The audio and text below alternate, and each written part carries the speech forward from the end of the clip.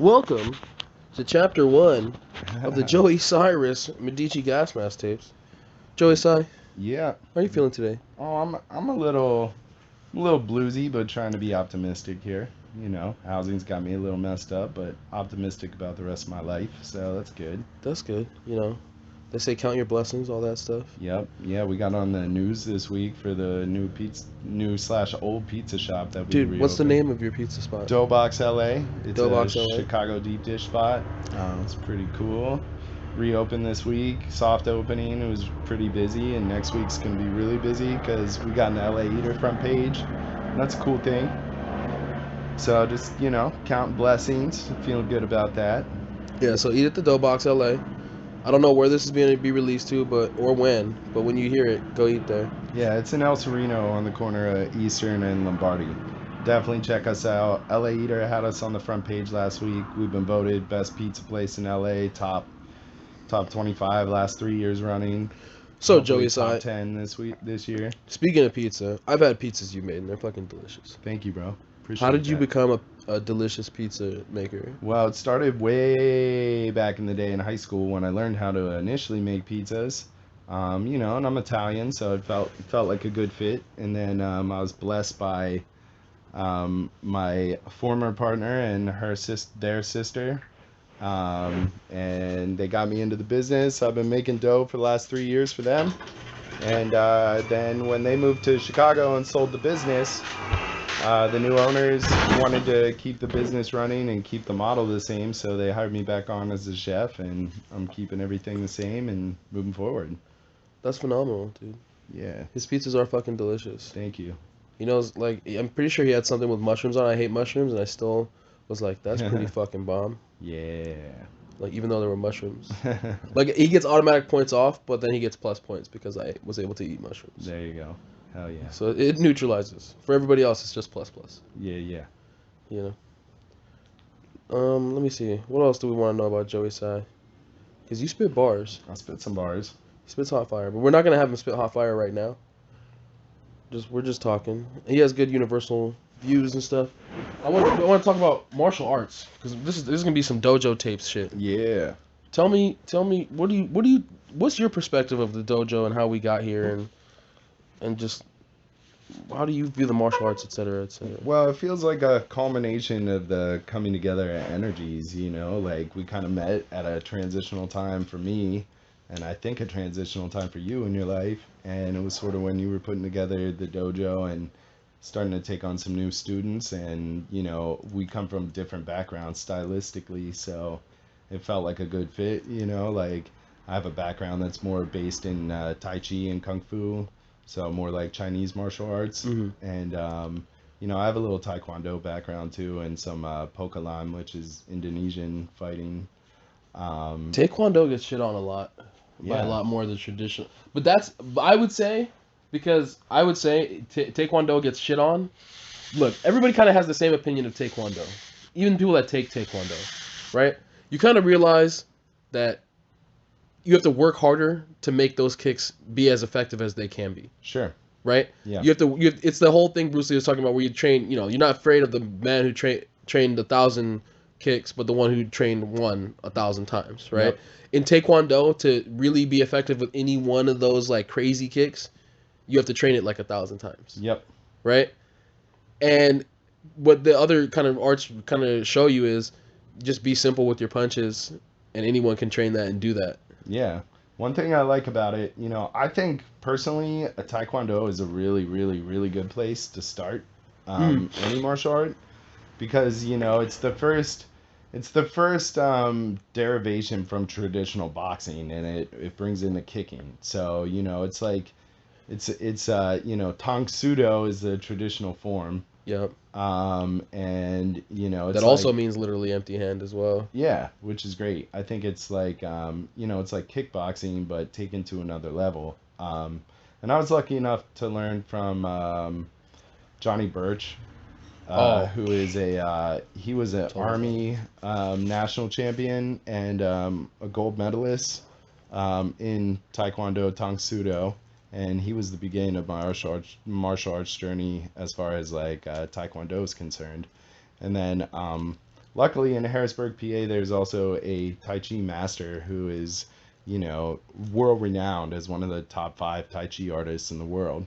And Jose Johnson, one of the nicest people I've ever met in my life. Shout out to Jose. He taught me, the beginnings of Tai Chi, which has really like changed my perspective on martial arts and changed it for me from like something that's just like a fighting style into something that's more of like a way of life, like the Tao.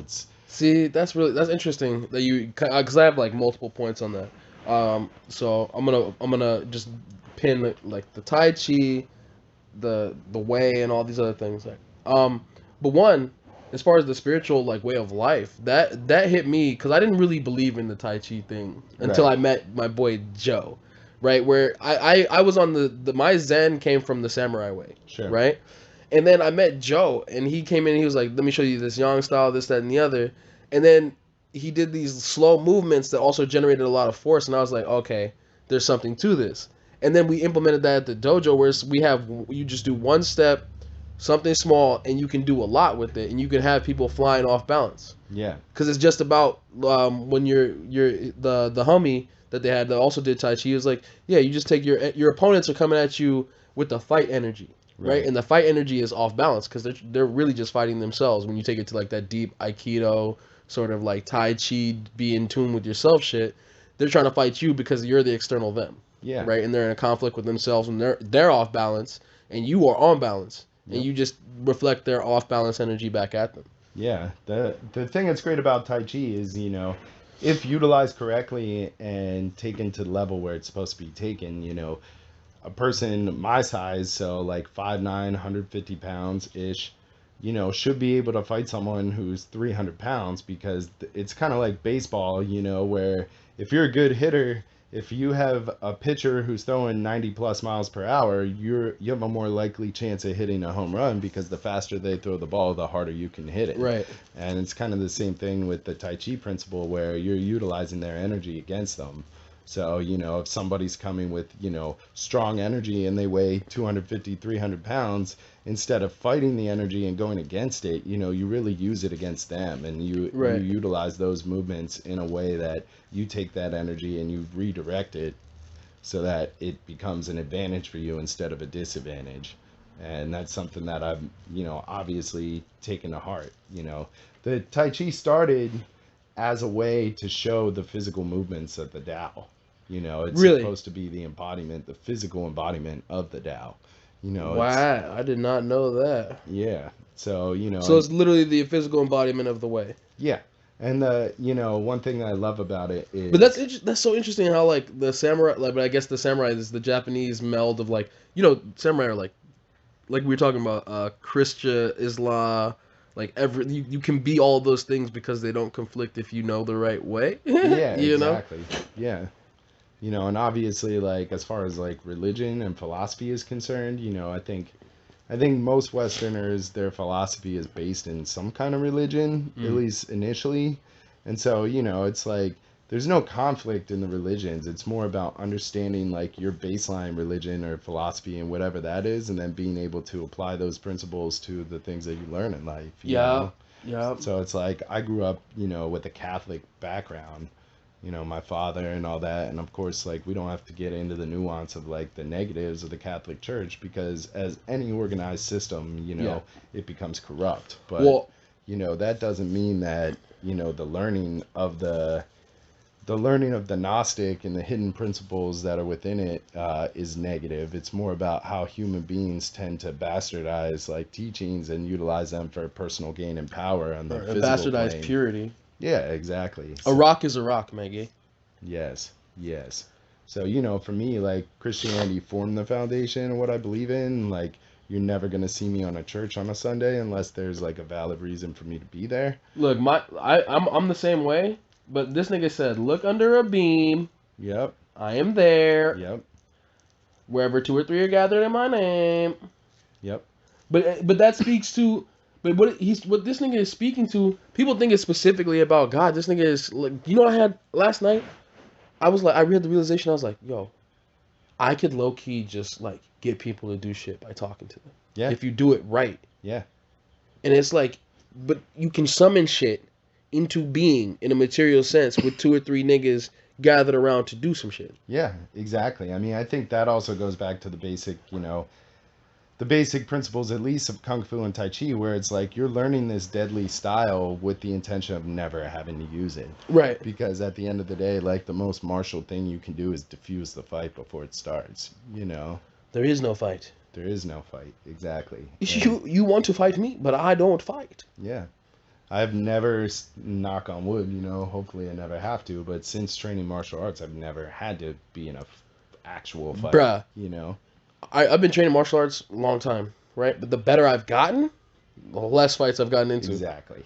And since I learned the samurai way and jujitsu and all that shit, since I learned like the straight deadly shit, like realizing that how deadly shit is too. Yeah. Right? Because there was a time in college, I told you I was caught in that dark aura shit, where I was walking around, I was like, nigga, I can fade you right now. Yep. Blah, blah, blah, blah, put you down. And I was just walking around mad, looking at cats like, I'll do you up right now. Boom, boom. College is the last time I got in a fight too. Exactly, right? You know what I'm saying? You got that energy going, and then, but after college, not a single one, bro. Yep. And it's all about the mental discipline that comes along with the physical discipline of training, and like being regimented, even when you're not physically training, like mentally training and spiritually training, like being regimented with like, okay, like I said at the beginning of this conversation, I've been in kind of a negative space with certain things happening in my life, but at the same time, like being able to like center myself inside of myself and have my thoughts balance out and being positive, and like being able to like redirect my negative energies and project a more positive view on the world. And I think it comes the same with like diffusing a fight. Like, people are gonna get energized, angrily on the physical plane, because the physical plane is suffering, a lot of times. Facts. That's the Buddha shit. That's the Buddha shit, nigga. We don't even, man, the Buddha was silent. Don't even get me started, nigga. Yep. The Buddha was silent, but then, oh my God, there's levels. There's levels. You want the Buddha, or you want that other nigga who said cut their heads off? Yeah, and like what happened with the initial Shaolin temple.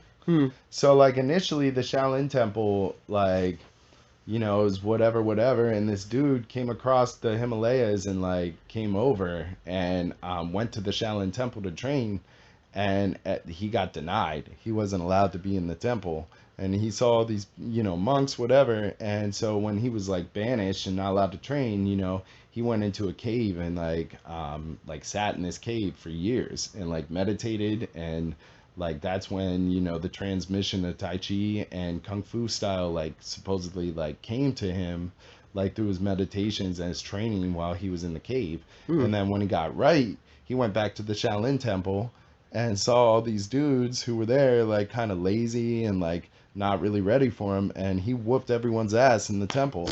And when he did, then everyone like submitted to him and realized that he was like the one and figured it out, like with the Buddha consciousness. And so like after that happened, he was like, look, like I figured out the way, I figured out the Tao, and I have these movements that are the physical embodiment of it. And if you want to learn the way, like on Wudang Mountain, that's where Wu-Tang comes from. Yeah, he said he's on everything, nigga. On and everything. He's like, if you want to learn, like this is the style, and that's where the Shaolin Temple like first started the Yang style and first came up with Kung Fu, because it came from this enlightened monk who had been in these caves and said, this is the way, and that was the beginning. But you know what's funny though? Codified here's the funny part about all that shit, and it's key when you say, like, it's so simple, but it's still complex, because niggas, it's determining that this is the way. Yeah. It's determining that this is the way. Yeah, exactly. Like when you have that determination, it's automatic. Yep. But it's funny how like these traditions have like similar origin stories or creation stories or mythos that are part of them too. Oh, there's always a dude that was rejected. Yeah. Went trained solo super hard. Yep. Comes back and is like, y'all niggas weak. Yep. Y'all niggas weak. Yeah. I know I've talked to you about this, but I'm also like a Reiki master, and that's like a really similar story to how Usui Reiki started. It's the same thing. It was in Japan, and this dude like went out into this cave and meditated until he felt the transmission of the Reiki symbols and the Reiki energy. And when he got those symbols like directed to him from, the higher power of the universe, whatever you want to call it, like that's when he came back and was like, check it out. Like, I learned how to do this healing with my hands, and I learned how to like come up with these techniques to not only do the healings but also transmit the ability for you to do the healings, you know. And it's a similar story, you know. It's the same thing as even like, you know, the allegory of the cave that goes the whole way back to, Yeah. you know, Plato. And it's, you know, it's the same shit. Like, you Nigga, like, I was out there. yeah, Nigga, I was exactly. out there. Yep. But also there's like scientific and physiological like validity to But see, it that's too. where I was gonna. That's what's been on my mind the whole time, to keep reminding myself to say. That's one of the pins I put at. We aren't as much. Look, I want to separate us from woo woo bullshit, Right. right? Because exactly what he's about to get into, we are using the most accurate terminology we can muster because there is not so much scientific language, but you can investigate the scientific elements that are already discovered. You know what I'm saying? As Sure. far as one, your outlook and your mentality affects your body. Yep, absolutely. The body's just the temple for the consciousness. Right. You know, it's just the physical manifestation of the blueprint that's behind. Like, peep this. Both of us are sick right now, but we don't really look sick, No. right? But that's because in my mind, my body is not at optimal capacity, but my conscious being is still separate from that. I can Yeah. feel a thing that is separately not affected, Right. right? Yeah. And that allows me to push myself to do the most that I can do. Absolutely. Now, the reason why I don't look sick, and this always happens to me. People are like, well, you can do all this. I'm like, that's what I'm doing, everything I can do. If you ask me to do more, I'm not going to. Yeah. You know what I mean? Like, I'm doing everything I can do. Yep. And they're like, but you don't seem sick. It's like, because I'm doing everything I can. Yeah. But like also like back on the scientific and Yeah. physiological, like, you know, even to this day, like when the Taoist monks undergo their initiation, like what they do is they wall up in a cave, like complete darkness for 2 weeks, 3 weeks. And like the physical aspect of that is this, like you have like your pineal gland that's inside of your head, right? Which is like, you know, some say is your third eye. And it actually does have rods and cones in it that are, you know, maybe possibly a remnant from the soft, you know, spot in your head when you're born. And what happens is, like, when you dream at night, like, your pineal gland is putting out, like, small amounts of melatonin. And melatonin is, like, the substance that helps you sleep, but also, like, it's you know, the neurotransmitter that, like, creates, like, a little bit of the, like, psychedelic dream state that you have. Well, they've proven that, like, when your pineal gland is deprived of sensory input, when your physical body doesn't have light inside it and it doesn't have something to filter into it and then project back as a reality, Right. then what happens is it starts to seek it. It starts to So build on its own. yeah, and you start to seek that sensory input just like everything else. I mean, humans are physiologically driven to take sensory input and process it and then reflect back what we all agree to as like collective consciousness or collective reality. And so if you wall yourself up in a cave, what happens is the first day, you know, not much happens, but you start producing like overloads of melatonin. And what happens in about 2 to 3 to 4 days is that melatonin production becomes so strong when it's deprived of light and deprived of sensory input that next thing that happens is you actually start to produce DMT inside of your pineal gland. And as that DMT starts to reach like what you would call like a threshold capacity, then you start to basically trip, you know. And anybody who studied this would know that, you know, the largest amounts of DMT in the average human person's life are created when you're born and when you die. Mm-hmm. So basically, by walling yourself in a cave for 2 weeks or 3 weeks, like you are recreating a creation story. You're resurrecting, and you're creating a death, a symbolic death, an internal death. And because of the process of that death and the DMT, like neurotransmitter, like accumulating in your brain, you have like a psychedelic experience that people would, you know, relate to as like a shamanic experience or like an awakening or a rebirth. And as you undergo that process and you have realizations about who you are and like your being and like the truth about existence, that's when you come out of the cave. And so like this is like not only a symbolic cave that, you know, has been alluded to in the Greek mysteries, or like, you know, in Egypt when you got buried in a sarcophagus for 3 days and then taken back out. Like this symbolic thing is also an actual physiological thing, and it allows you to get to that point of realization, so you do have a real rebirth, if you will, a resurrection of your consciousness. And if you look across cultures, you know, there's Krishna, there's Christ, there's Mithra. Like these figures have been re-established and mythologized throughout history in all different religions, all different philosophies, all different practices. And so like, you know, how that relates to our dojo and coming back to it is like, you know, we're really trying to train on a level where like these things are like prevalent in our consciousness every day because of discussions that we're having like right now, and also like something that can be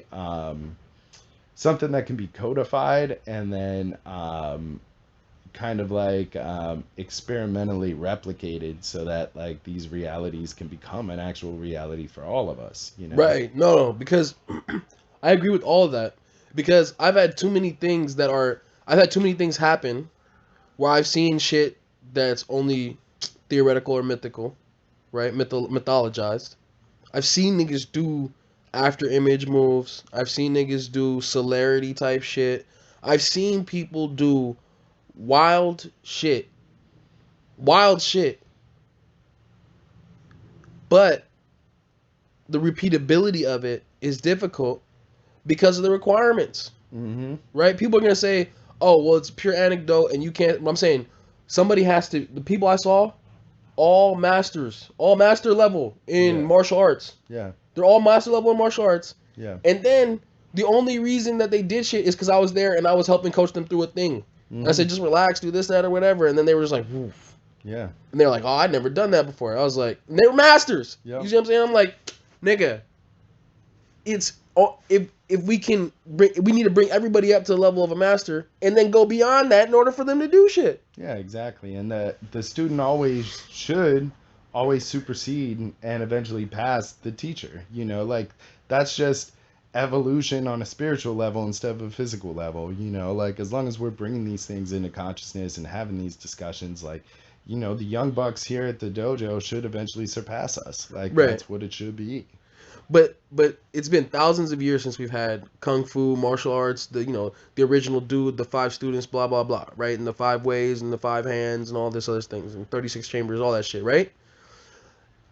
It's been thousands of years since that shit. Why is everybody not on some shit? Right.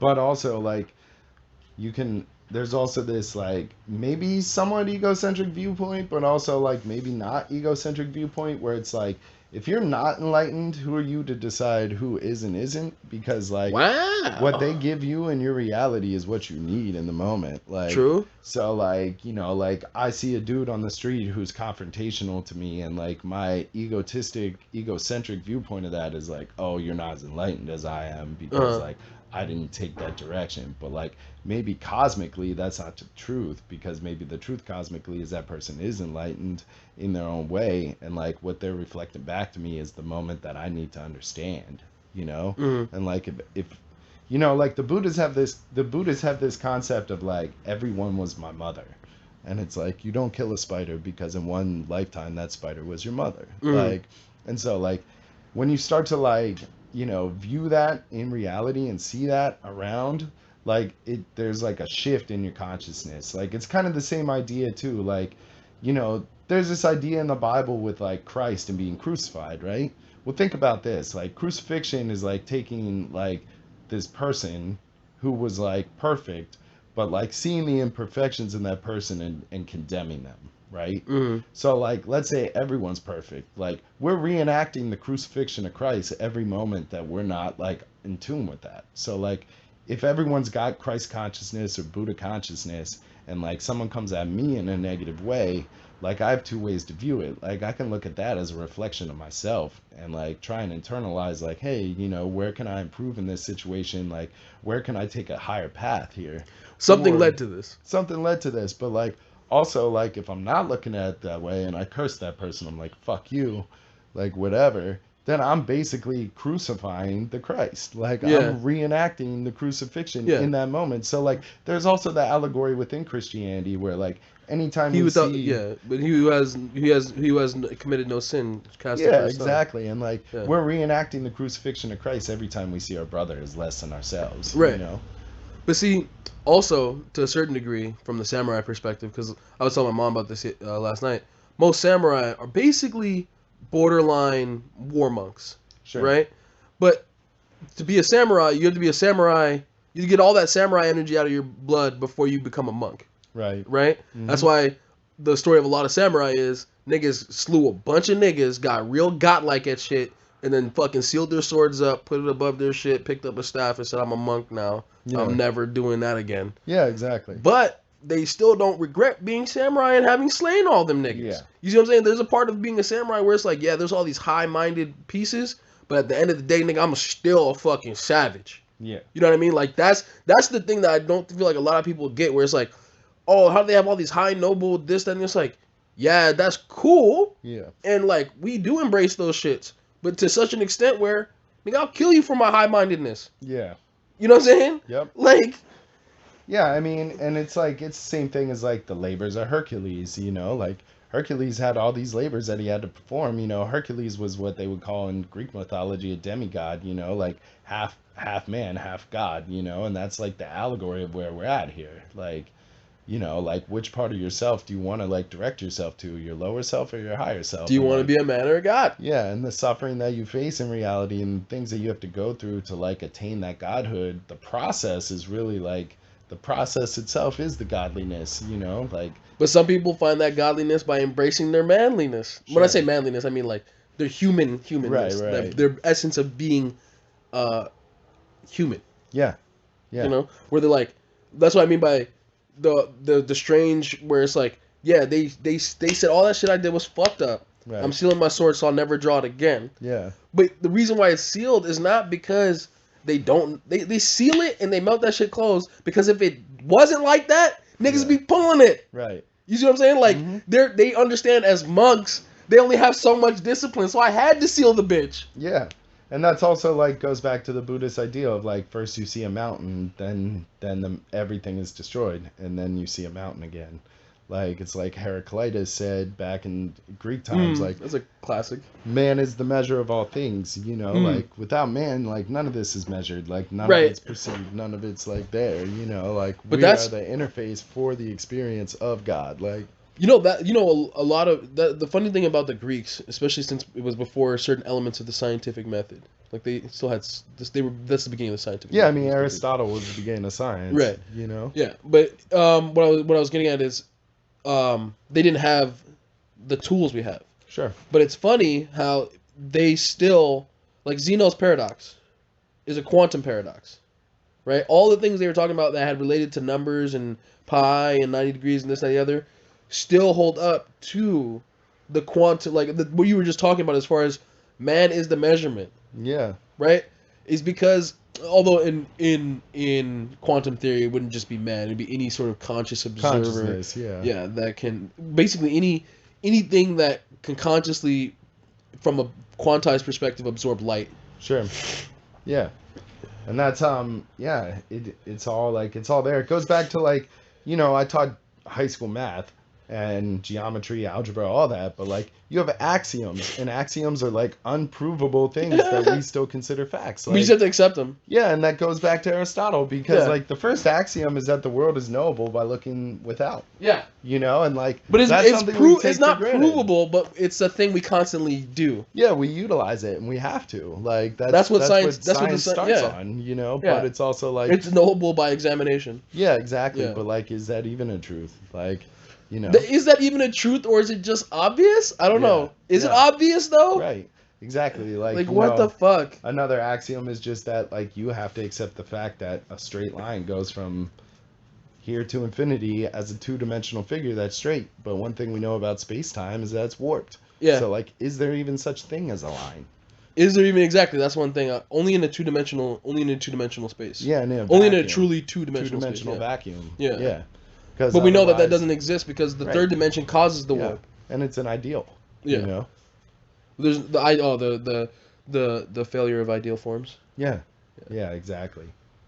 Yep. That's the problem with that pure abstraction of mathematics. Sometimes it's like that's a pure form. Like Yeah. the only true pure form is actually the form as opposed to Yeah. the pure ideal. You know That's what I why mean? Newtonian physics eventually failed, and we had to develop something bigger. And it's Yeah. going to be the same way with relativity toward like string theory. Like it just keeps growing and becoming more complex because, like, as human beings, understanding becomes more complex. Are we discovering rules, or are we changing them? Like, is reality like that, or is reality like changing itself to our understanding and vice versa? Like, It could be both though. yeah, Because you exactly. got to think about it like this. There are certain things that weren't possible 40 billion years ago. Sure. Or not 40 billion, like let's Like a not, billion, yeah, but like let's go with 100 million. I want to make something that's on the scale of the universe, Yeah. right? But like not the entire age of the universe, Right. right? So I'm going to go with like 15 billion years ago. Sure. The universe only had a certain size, Right. right? And only certain interactions were possible Right. 15 billion years ago. Right. There are things we can't see from 15 billion years ago, Right. and we continue to lose things every day Right. because we go past the event horizon on those Sure. things. But also, in contrast to that, they have come to the point where that they have what is it, like radio decay and radio frequencies. The background, yeah. Yeah, the background noise of the cosmos Yeah. that is traced all the way back to the initial Big Bang. And Right. it's wild because like. Even scientists are like, well, we can measure this and that because of, these radio frequencies from back in the day that still exist in the cosmic noise. But think about this. Think about this, bro. Do you know quantum mechanics and quantum bound states are symmetrical over time and space? Right. So us interacting with the cosmic background radiation is affecting the very beginning of the universe right now. Yeah. By looking at it. Right. The moment we got radio telescope shit to be able to perceive that background shit, Sure. we fucked with the beginning of time. Yeah. Absolutely. Or also the end of time, and also everything in between that ever looks at the cosmic background radiation. 100%. Yeah, that's wild to think about too. Now think about this: if we're the first, because are we the first intelligent species, or have there been a bunch that have come and gone? Right. I like to look at it from like the egocentric. Pretend we're the dopest, because why not? We haven't seen shit else, but we have, but reasons. Right. I just want to be dope. Yeah. Right. So think about if we are the first ones to look at the cosmic background radiation, the delta on the position of the radiation goes up, and control goes away from being able to affect the quantum state. The further away the society that views it is from that position of ours. Sure. Right? I don't know exactly what that would allow us to do. Right. But I know it would give us some more power over outcomes. The more of the universe would be bound to us. Right. Than the other way around. Yeah, and I don't know, it's interesting to have this conversation too because like, like conspiracy theorist side or whatever, like there's a lot of scientific evidence that like let's look at the Giza plateau, right? You have like the Great Pyramids, right? The 3 pyramids there, and they're aligned to phi ratio like in their geometric configuration. But like the erosion on the Sphinx itself, like, there's a real solid argument that the Sphinx is by far the oldest structure that still stands on the planet by a lot. That's a fact. That came way before. They didn't realize that came way before the pyramids. Before the pyramids. And it got redone. That's what I was going to talk about is the face. Like, if you look at the proportions, like you have this giant thing that's completely constructed, that's been buried under sand. Huge as fuck. But yet they got the proportions of the face wrong. But that's not. No, they say it was actually a lion at one point, and then they chipped it down to make it the face of the pharaoh. Exactly, that the pharaoh actually did that to impose himself on the monument.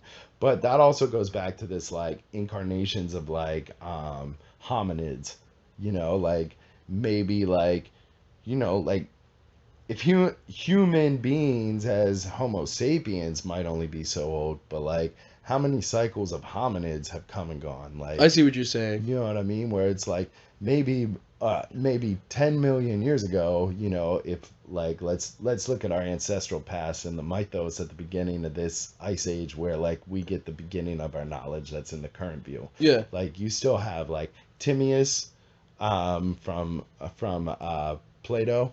Like you have a lot of things that refer to like Atlantis, and then you have things that refer to Lemuria and Mu before that, like, and these like incarnations of humanity that like cycle. And you know, one thing we can say in reality is like we see seasons, we see like periodic like cycles in the universe, like Halley's Comet. Even I wouldn't even take it that far. I'd say even on a human scale, like how it goes with Ra's al Ghul and the League of Shadows. Not that there's the real conspiracy on that type of shit. I'm saying in the way that there was the Black Plague that wiped that. Like there were multiple times in history where every culture has gone through a dark age. Yeah, absolutely. And you're telling me you're telling me that this thing that was here well before the fucking Egyptians. I'm saying before the Egyptians, that shit was there. Absolutely. 100% agree with They found that, then built their shit. Yep. So, how am I going to put this? You're telling me you can't build a huge thing, then also get wiped out? Right. Yeah. Because the aqueducts? Yeah. Library of Alexandria, but that got burned the fuck down. Yep. But you can't burn down the Sphinx, nigga, unless you got stone burning mechanisms, and then you're not in a fucking dark age. Yep. You know what I mean? Like... Well, it's like last year, so actually about a year and a half ago now, I went to Teotihuacan in Mexico. And like, you talk to people and everyone says, oh, Aztecs built this Temple of the Sun. Even when you go there, the first sign you see there is that the Aztecs discovered it. They did not build it. They discovered it. It was there even when the Aztecs went there. You know, and I'm not taking anything away from cultures in that area, but what I'm saying is like we have certain points, whether you want to call them, the Greeks called them omphalos, which is like the same as like a navel, or like energy centers in the earth itself that are like built in, that we actually as modern man only try and pin down because it boggles our minds to not be able to understand and put them in the box of when was this built, who was it built by, you know, like the Nazca lines, you know. No, but have you seen you just reminded me, okay, with our Google satellite imagery and all the satellites, there's basically nothing we can't see, but the things that we have seen have shown that there were massive cities the size of Los Angeles, in like infrastructure and shit all over the world. Oh yeah. Massive infrastructure that are grown over with forests and all this other shit because the population is just probably died. Yeah. Like think about this. Where like people look at our ancient ancestors and say, "Oh, they were so dumb because they believed in curses and plagues and shit." Mm-hmm. But nigga, you're telling me that you discover, let's say you go, the entire population's been wiped out by some bullshit. Mm-hmm. And you know, whatever means, they got those cups where they put preserved things or whatever, and their preservation's so good that they have viruses that go dormant. Yeah. Right? Like in ice in Antarctica. Exactly. So you go in, so now you got, oh, we got a thriving culture, and we've been building, oh, we dope. And we go find this thing.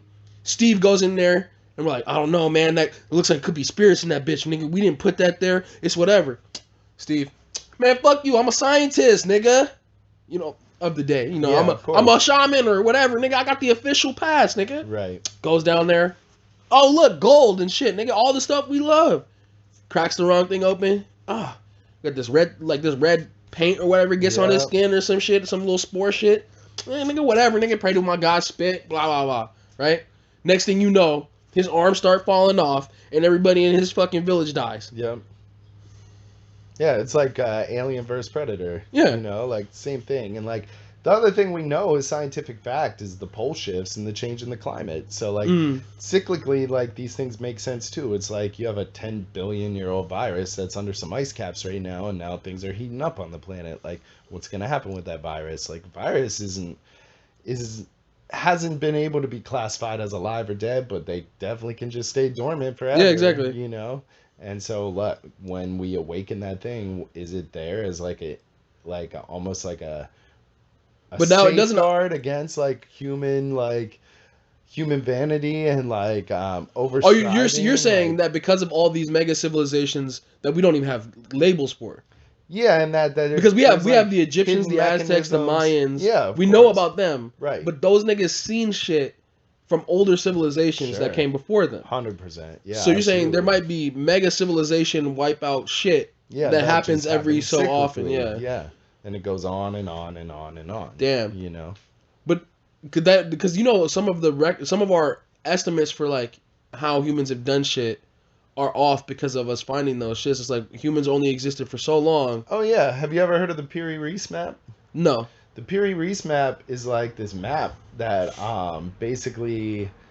Man, I want to make sure I'm talking about the right map because there's a couple maps. There's the Hapgood map, there's the Piri-Reis map, but basically it's like this perfect map that they can like date back like way before cartography was a science, and like when they compare it to other maps, like it's way more scientifically like correct, and they don't know where the origin of it is. Like, well, you in know, fact, I'm gonna look it up so I'm not just talking from my ass. You know, back in the day, the maps with sea monsters and shit on them, that meant different things than what we like. They didn't really believe in sea monsters in the same way that people think they did now. Right. Like the sea monster was a label on the map that meant something.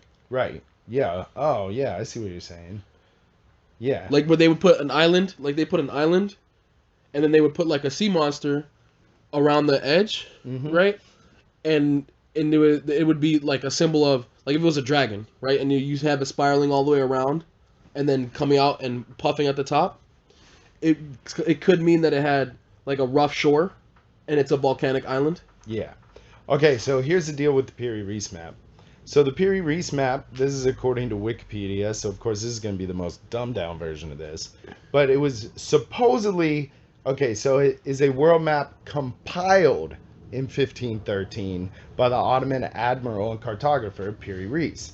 Now here's the thing about it. There's portions of the map that are super inaccurate, but the thing that's crazy about this map is that it shows almost perfect cartography on the Antarctic coast in 1513 before it was ever seen by human beings. That's dangerous. Like supposedly in modern times. So since he basically took all these ancient maps and put them together, there's parts that are off. Like you look at this, he compiled all the maps. Compiled the maps into this map. But when they actually go with modern measurements and look at the Antarctic portion, it's like way super crazy accurate. Yeah. So they're like, how's they weren't even there then. Like we couldn't take boats there then, and neither did he. And at the same time, he was able to compile this part of this map that they're like, well, shit, where did he find the original sourcing for this map? Because it's way accurate, The Hapgood map and the Ancient Sea Kings. Let's talk about that because that's another one, right?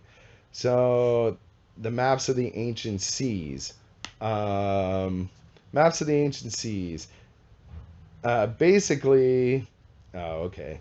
So the Hapgood map's another one. Another one that they found is that they found this map in, I want to say it was like Japan or China. I think it was Japan.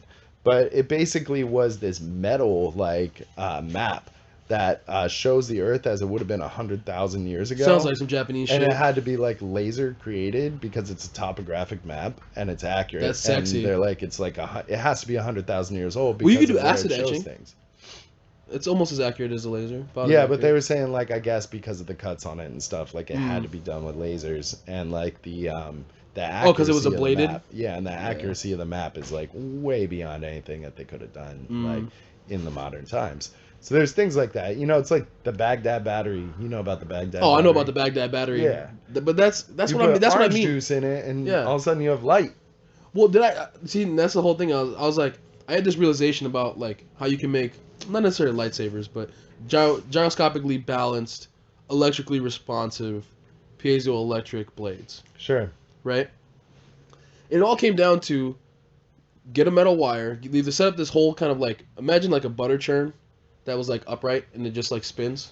Okay. Or like you ever seen those buckets where they get it's a ice cream centrifuge churn? Yeah, like a centrifuge, right? Mm-hmm. And then up here it could just be powered by, like you said, orange juice and like wire, right, to fuel it. And all you need to do is have it spin, and then you would put detritus and copper lining and copper wire around like a chain or whatever, and then have it spin together eventually until almost like Franklin's lightning rod. Right, but... and then you'd have that turn, and then it would cool off. You would drop it into an ice bath that you could also have be neutral. Right, and rotating, so that it has perfect balance, right? And then when you take it out, it should be a perfectly balanced blade. that when it moves, if you've made it out of piezoelectric items, right? When you move it, it's so balanced that it will Hold a form. it will hold a form, but it's when you move it, it's going to become electric because everything was so neutral and I so see what you're saying. Yeah. everything So disturbs like almost like the static of the environment. the static like, of the environment. Exactly. It's like lights it up. Lights it up. Exactly. The static of the environment lights it up because it came from its own completely isolated neutral environment that was kept separate Okay. the whole time. Yeah. Right? But that was an electrically charged environment that Mhm. melted this down, wrapped it up, and then drops it. Mhm. Right? And then, when you pull it, it'll just be on fire. Wow. Yeah. But that I'm saying was doable Yeah. with Baghdad battery type Yeah, shit. sure. So we're looking at 5,000 years ago. Yeah. Like at least. I'm saying this could have been done at any point in human history. Yeah. And you don't believe niggas had flaming swords? Right. Yep. Come on now, buddy. Yep. I figured it out. Yeah. And my life doesn't depend on it. Yeah. That's true too. Even like, and that goes back to the biblical story of like, after man was expelled from the Garden of Eden and like told that it was like guarded by the flaming sword, Exactly. Like, oh, I see. Yeah, so you can like, but I'm saying you can make Lebanon. you can make a sword. It's a oh my god. All right, I'm going to pause. Yeah, I'm going to pause this. I'm going to smoke this cuz we got to talk about the sword.